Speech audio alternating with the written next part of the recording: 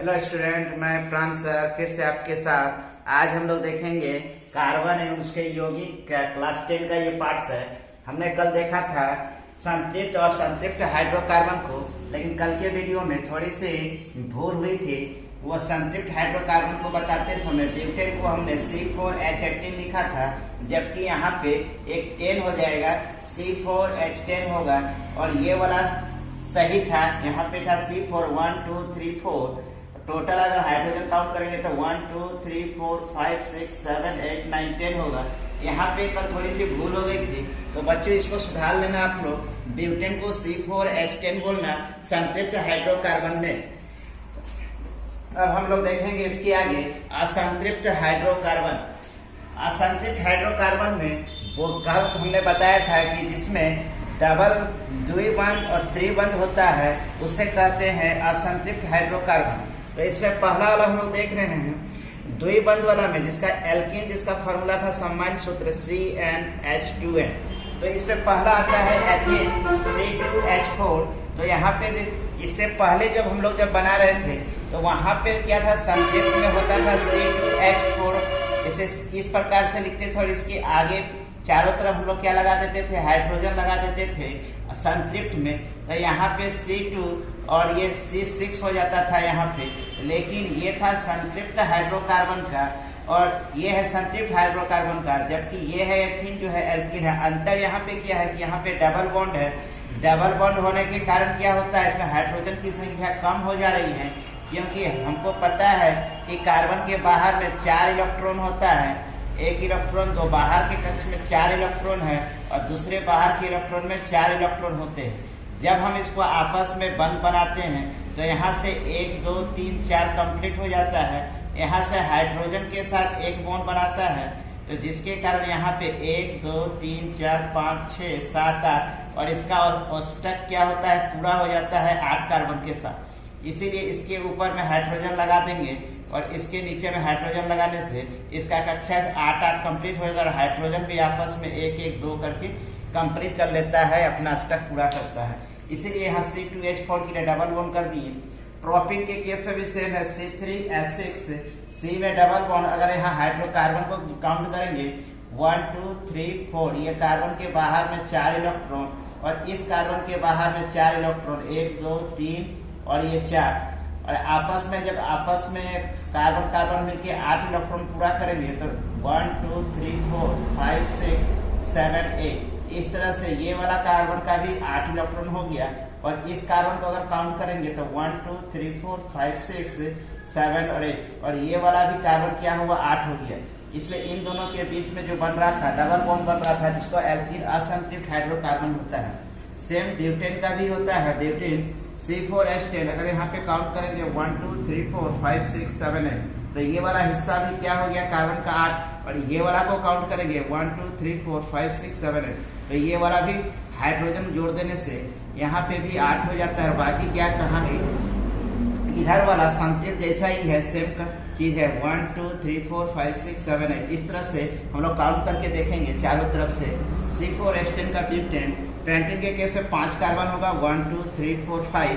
अब हमको उसको 18 है, मतलब क्या है, एल्कीन ग्रुप का है। तो एल्कीन ग्रुप के लिए डबल बॉन्ड लगाएंगे। डबल बॉन्ड लगाने के बाद हम लोग सबसे पहले कार्बन को काउंट करेंगे 1 2 3 4। कार्बन के बाहर वाले कक्ष में 4 इलेक्ट्रॉन और उसके आगे काउंट करेंगे। इसके साथ इन्होंने एक सिंगल बॉन्ड बनाया, इसके साथ इन्होंने सिंगल बॉन्ड, इन दोनों कार्बन कार्बन के बीच में डबल बॉन्ड। इसको 4 1 2 3 4 5 6 7 8 हो गया। इसको काउंट करेंगे 1 2 3 4 5 6 7 और 8। ये कार्बन भी 8 हो गया और हाइड्रोजन यहाँ से सिंगल सिंगल बॉन्ड के साथ जुड़ गया। तो ये था पेंटीन का। अब यहाँ पे है एल्काइन। एल्काइन का हमने सूत्र बताया था पिछले कक्षा में, CnH2n-2 का एल्काइन। इसमें क्या है, एथाइन C2H2, मतलब इसमें ट्रिपल बॉन्ड है। अभी देखिए डबल बॉन्ड, इस कार्बन के बाहर में 4 इलेक्ट्रॉन, 1 2 3 और एक 4 इलेक्ट्रॉन, और दूसरे कार्बन के बाहर में भी 4 इलेक्ट्रॉन और ये 4। ये दोनों आपस में क्या हुआ, ट्रिपल बॉन्ड बनाया, 1 2 3 4 5 6 7 और ये 8। कार्बन भी यहाँ 1 2 3 4 5 6 7 और ये 8। इस प्रकार से कार्बन कार्बन किया हुआ आपस में बॉन्ड एक आबंध बनाया और हाइड्रोजन एक दूसरे के साथ सिंगल बॉन्ड एक हाइड्रोजन के पास एक इलेक्ट्रॉन और कार्बन से एक इलेक्ट्रॉन आपस में लेकर सहसंयोजक बंध बनाए। तो इन दोनों के कार्बन कार्बन के बीच में ट्रिपल बॉन्ड बना, इसीलिए इसको एल्काइन ग्रुप में रखा गया है। सेम चीज है प्रोपाइन C3H4 कार्बन 3 1 2 3 और हाइड्रोजन 1 2 3 4। इसका फार्मूला किया था CnH2n -2, मतलब -2 इसमें कम हो जाएगा। मान लेते हैं Cn है, H2n है और -2 है। n का मतलब हो गया यहाँ पे हम कार्बन की संख्या कितना रखना है। जैसे इस केस में C अगर 2 रखे हैं, हाइड्रोजन 2 × 2 माइनस कर देंगे 2, मतलब इन दोनों के बीच में C2H ये दोनों मल्टीप्लाई हो जाएगा 4 और -2, तब यहाँ C2H 4 में -2 करेंगे तो क्या हो जाएगा C2H2। ये वाला हो गया C2H2 एथाइल का हो गया। तो इस तरह से हम लोग क्या करते हैं, इसको हम लोग फार्मूला में रख के हम इसका इस कार्बन की संख्या को देखते हुए हम हाइड्रोजन की संख्या को लगा सकते हैं और अपना फार्मूला बना सकते हैं। सेम चीज इसमें भी होगा।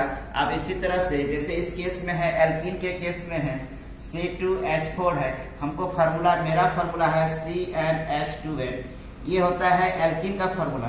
कार्बन की संख्या 2 लगा दिए, हाइड्रोजन का 2 मल्टीप्लाई में जितना यहाँ कार्बन है उसको मल्टीप्लाई कर देंगे C2H 2 2 या 4 2 दूनी 4 और ये फार्मूला बन जाएगा एल्कीन का।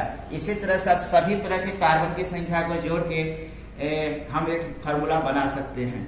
तो अब है ब्यूटाइल C4H10। यहाँ पे आपस में कार्बन के बाहर में 4 इलेक्ट्रॉन 1 2 3 और यहाँ पे एक हो गया 4। ये पहले 4 इलेक्ट्रॉन इसका दिखाना है, उसका सेकंड कार्बन जो लगाएंगे उसमें भी 1 2 3 और ये 4। आपस में ये जो जुड़ा हुआ है यहाँ से ट्रिपल बॉन्ड के साथ 6 1 2 3 4 5 6 7 8 ये इसके साथ जुड़ गया। सॉरी ये गलत फिगर बन गया यहाँ पे 1 2 3 4 5 6 7 8। ये कार्बन कार्बन जुड़ा है आपस में, ठीक है फिगर। यहाँ इसके साथ जुड़ गया ये कार्बन कार्बन और ये कार्बन का कैलकुलेशन इधर से होगा 1 2 3 4 5 6 7 8। ये वाला कार्बन हो गया। यहाँ पे अब इस कार्बन को काउंट करते हैं, इसके बाहर में 4 इलेक्ट्रॉन कार्बन के और हाइड्रोजन आपस में एक दूसरे के साथ जुड़ा हुआ है। तो ये हो गया ब्यूटाइन का। पेंटाइन में सेम है C5H10 1 2 3 4 5 कार्बन और हाइड्रोजन कितना होगा इसमें से, यहाँ पे चेक करना है कार्बन के जो ट्रिपल बॉन्ड है ये आपस में जुड़े हुए हैं सही तरीके से नहीं। 1 2 3 4 5 6 7 8 कंप्लीट हो गया ये वाला। इस कार्बन को काउंट करेंगे 1 2 3 4 5 6 7 8। ये कार्बन भी आपस में 8 इलेक्ट्रॉन, ये कार्बन भी आपस में 8 कार्बन हो रहा है, मतलब कार्बन कार्बन हम लोग काउंट कर लेंगे और उस पर हाइड्रोजन जो बच रहा है उसके आगे में हाइड्रोजन लगा देंगे। तो ये हो जाएगा पेंटाइन का सूत्र। तो आई होप आपको ये समझ में आ गया होगा ये फार्मूला कैसे बनते हैं और इसको कैसे बैठाते हैं एनको के जगह में। तो मिलते हैं अपने नेक्स्ट वीडियो में, तब तक के लिए थैंक्स।